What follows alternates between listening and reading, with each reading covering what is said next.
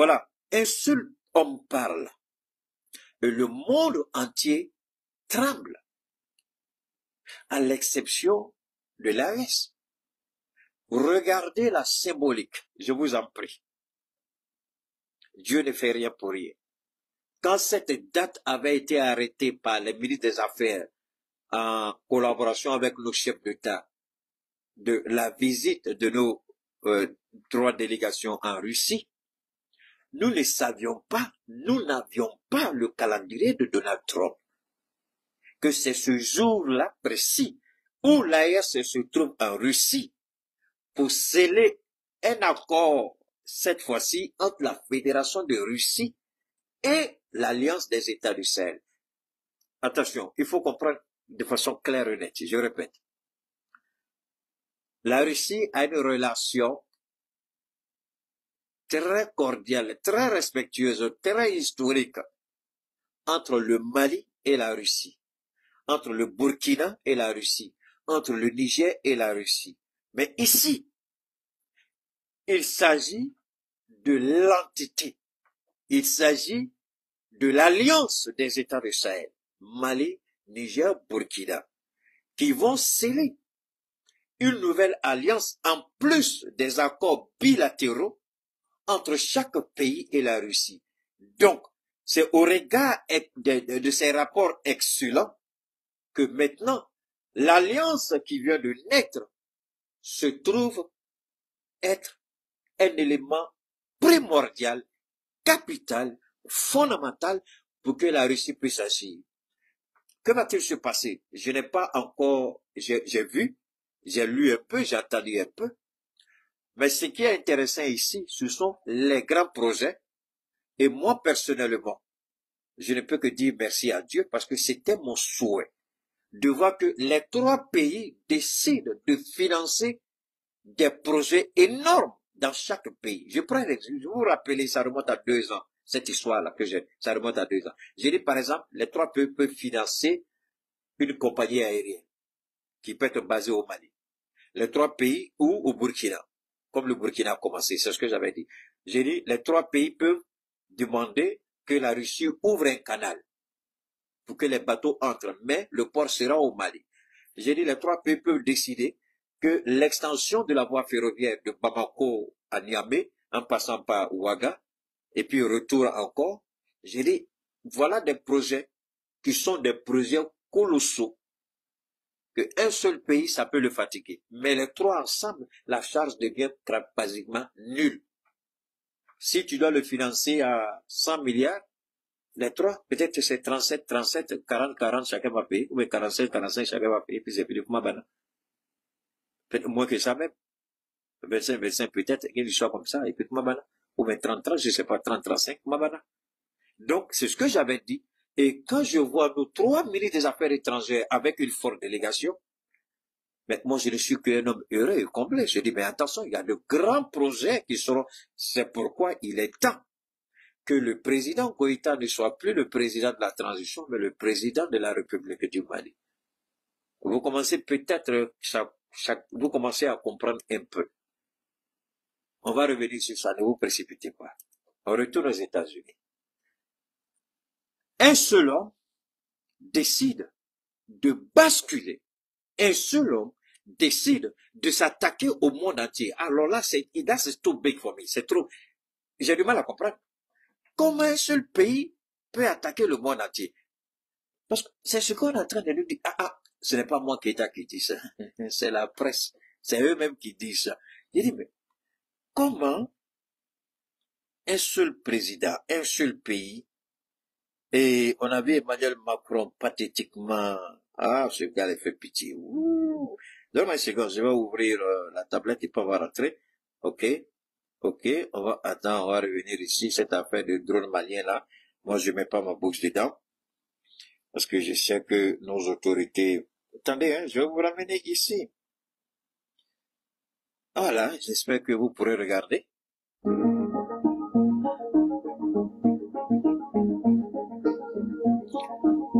Alors, où est la tablette? Donne-moi une seconde. On va revenir ici. On va revenir sans faute. Donne-moi une seconde, hein. Je vais vous montrer l'image, c'est tout. Alors, there will be an economic impact from the decisions that the US has taken. Alors, Both here and globally. on va regarder un peu. Let's be crystal clear. We are prepared.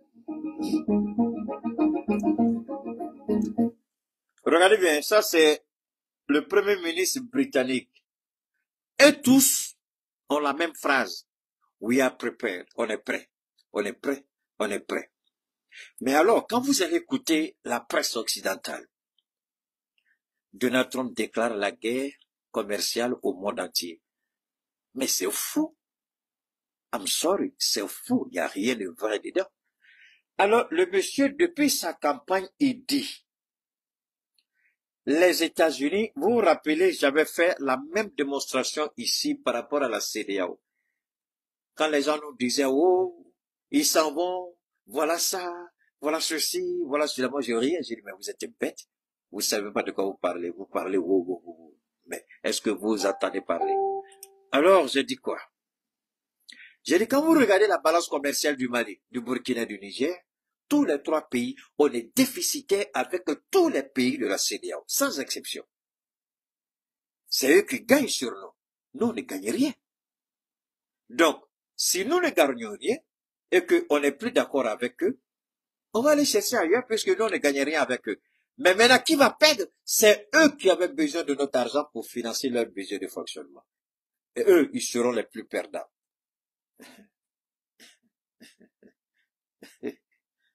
Bon, je vous laisse écouter l'actualité. Je vous laisse suivre ces pays-là où on a coupé le pont. À vous-même de les regarder. Ici, Donald Trump dit quoi? Il dit, la balance commerciale des États-Unis est catastrophique. Quand nos produits vont au Canada, on nous, écoutez très bien, le Canada nous prélève 35%.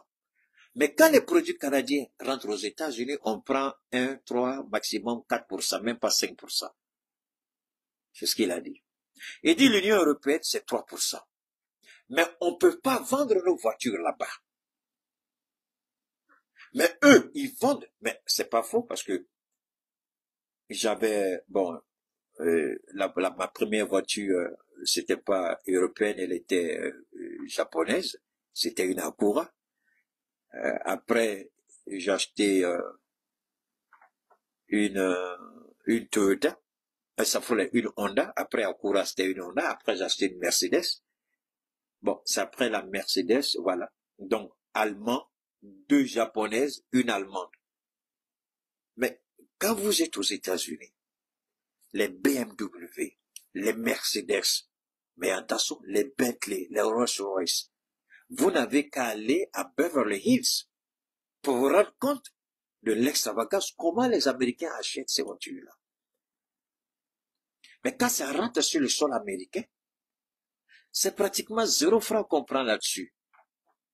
Mais le même constructeur automobile américain ne peut pas vendre sa voiture en Allemagne. On frappe 35%, 40%. Mais Rolls-Royce rentre aux États-Unis, il ne paye même pas 10% de taxes. Bentley ne paye même pas 10% de taxes. BMW, c'est la même chose. Mercedes, c'est la même chose. Honda, Toyota, Hyundai, tout ce que vous pouvez manger, les Lexus et autres. Maintenant, ils disent que Donald Trump a déclaré la guerre. Il n'a pas déclaré la guerre. Il dit, je vais faire la réciprocité. Vous me frappez 30, je vous frappe 30. En quoi est-ce que c'est une guerre? C'est pas une guerre. Il dit, regardez, et puis regardez le paradoxe. Écoutez très bien, je vous en prie.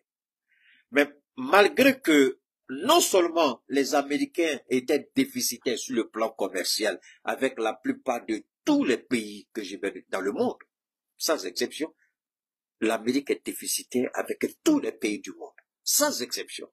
Mais mieux, c'est l'Amérique encore qui porte le fardeau de la protection de ces pays-là, c'est-à-dire l'OTAN. Est-ce que vous comprenez ce qui est en jeu ici?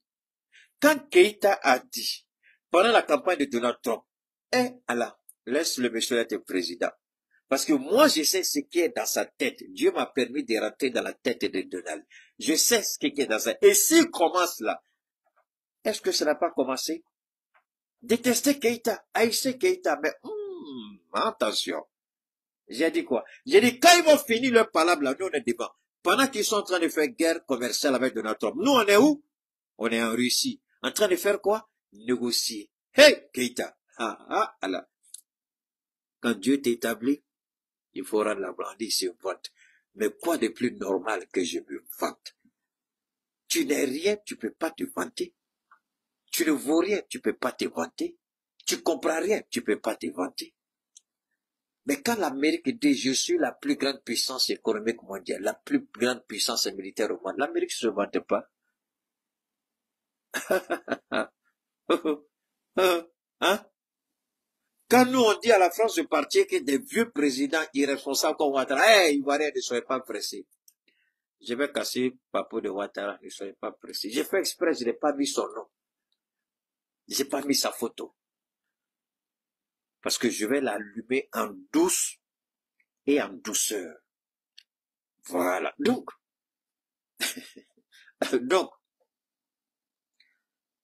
pendant que eux, ils font leur guerre commerciale, l'AES va négocier avec la Russie un certain nombre de projets structurants pour le développement de nos pays. Et j'ai dit, quand ils seront en train de se battre avec Trump, nous, on sera en train de construire nos pays. Si c'est pas ce que j'ai dit, contestez-moi, j'arrête le direct et puis chacun va chez lui. Keïta n'est pas camarade de quelqu'un. Et ça énerve les gens. Mais est-ce que ce que j'ai dit est faux? Est-ce que ce que j'ai dit ne se vérifie pas aujourd'hui? J'ai dit, tant que ce que je dis, ça sonne, tant que c'est la volonté de Dieu qui a mis ça dans ma bouche, vous n'allez pas vous coucher sans voir ce que Keïta a dit. On est en Russie. Eux, ils font la guerre commerciale. Nous, on est en Russie. Trump déclare la guerre le jour où on est en Russie. Si Dieu lui ne met pas ça là, ici, là, qui peut mettre ça dedans? Si Dieu lui-même ne te dit pas de dire ça là, quel homme, quelle école peut te dire de dire ça? Donc, acceptez que c'est Dieu qui met ici. Je dis, je ne suis pas camarade de quelqu'un. Insulte-moi, je m'en fous. Mais débrouillez-vous à ne pas mourir, parce que si vous mourrez, ce que je dis encore, écoutez, la flamme de l'enfer sera votre partage dans votre tombe, jusqu'à ce que Dieu lui-même ait pitié de vous. Parce que vous avez menti à quelqu'un qui a parlé à son nom. Vous avez insulté quelqu'un qui a parlé à son nom. Et c'est ce que j'ai dit ici. Maintenant, quand tu veux me provoquer, je dis petit bâtard. Parce que c'est pas ta place. C'est pas insulte. C'est parce que tu es égaré. Si tu es égaré, c'est pas à moi. C'est moi qui te dis qui est ton papa. Parce que si tu connais ton vrai papa, là, tu vas savoir que nous, le combat qu'on mène, là, c'est pour l'Afrique. Et si tu attaques ceux qui se battent pour l'Afrique, c'est que tu es un bâtard. Tu attaques les soldats de l'Afrique, tu es un bâtard. Tu attaques les soldats de la liberté, tu es un bâtard. Il n'y a rien d'autre. Ne soyez pas que cette expression, soyez habitués à ça. C'est pas insulte. C'est l'état des personnes. Ne soyez pas choqués. C'est pas un mot dur. On dit, quand tu connaîtras la vérité t'affranchira. C'est pas insulte, c'est pas injure. On fouille. C'est la vérité. Alors, on continue. Donc, Trump déclare, il dit, tous les pays du monde, il a sorti la liste. Désormais, vos produits qui vont rentrer aux États-Unis seront frappés de tarifs, c'est-à-dire de taxes. Maintenant, ce qui m'a fait rire, j'ai entendu le premier ministre anglais, j'ai entendu tous les comédiens, j'ai entendu les danseurs, j'ai entendu, mais ce qui m'a fait rire, j'ai entendu le lélé de tous les lélés, j'ai entendu le mari de Jean-Michel Trudeau, alias Brigitte Macron. Alias Brigitte Macron, son mari a parlé. Et Allah, lui aussi il a parlé. Et vous voulez l'écouter? Vous voulez écouter le mari de alias Brigitte Macron? Et bon, attendons, on va Merci de votre présence et de vous être rendu disponible si rapidement.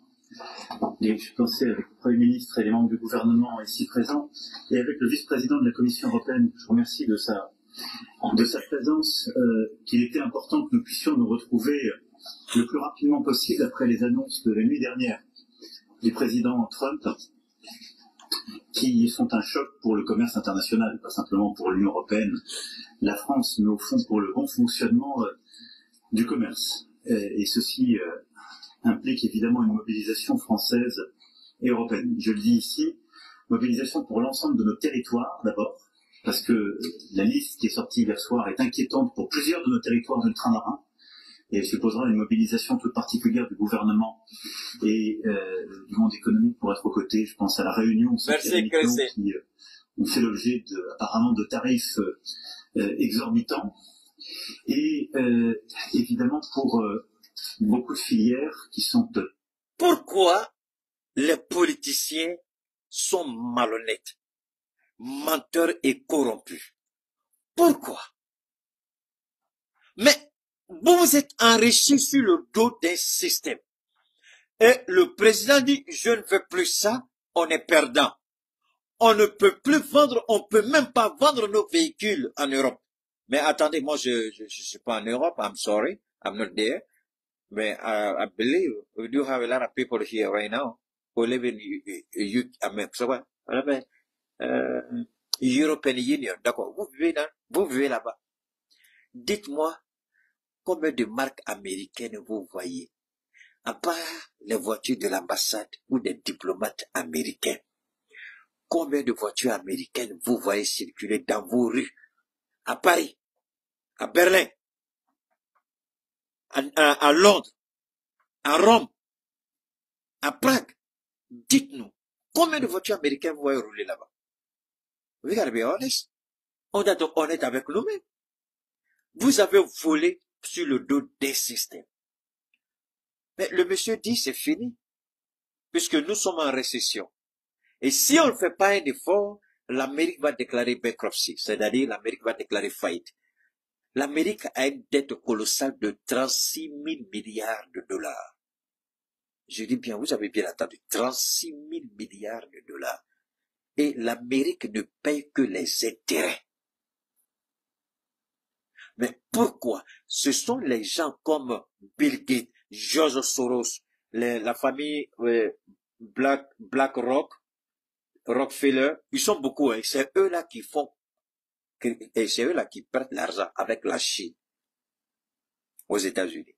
Donc les Américains ne payent que les intérêts, même pas l'argent. Mais les intérêts, ça suffit pour que les gens vivent à l'aise. Ils n'ont même pas, leur argent là-bas, ils n'en ont même pas besoin. Les intérêts seuls, ça suffit.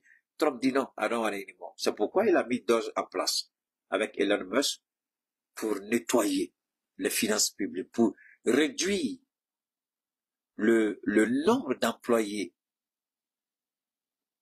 au niveau fédéral. Ils sont en train de réduire au maximum. Il y a à peu près 100 000 personnes déjà qui ont décidé d'aller à la retraite anticipée. À peu près 100 000. Il y a des gens qui sont chez eux et puis ils disent qu'ils font télétravail. Mais ils ne font rien et ils sont payés chaque mois, ils prennent leur chèque. Ils ont arrêté. Merci, ce n'est que les McDo qu'on voit. Mais Donald a dit quoi? Il dit, je ne veux plus ça. Et pourquoi c'est bon pour nous? Nous, pays africains, on n'a qu'à s'asseoir et puis regarder les éléphants se battre entre eux. Faut pas mettre notre bouche dedans. On n'a qu'à les regarder. Parce qu'à la fin, c'est nous, on sera gagnants. À la fin, ceux qui ne pourront plus vendre aux États-Unis, là, ils vont chercher un autre marché. Un autre marché, ce sera qui? Wow. Ce sera nous. À quel prix? À un prix abordable. Ils font malin sur nous parce que les Américains achètent.